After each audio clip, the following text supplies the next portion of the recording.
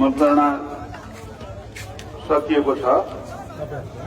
So मतगणनाको विवरण र हालसम्म गणना भएको जम्मा मत संख्या 25,656 रहेको छ।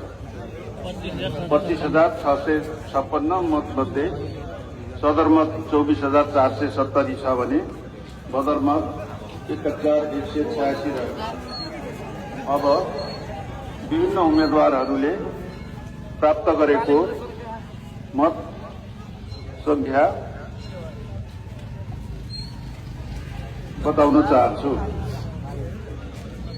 नेपाल कम्युनिस्ट पार्टी एकीकृत मार्क्सवादी लेनिनवादीका उम्मेद्वार केपी शर्मा ओलीको सूर्य चिन्हमा 3,973 मत, नेपाली कांग्रेसका उम्मेद्वार मन्दरा छिमरियाको रूप चिन्हमा 554 मत, नेपाल कम्युनिस्ट पार्टी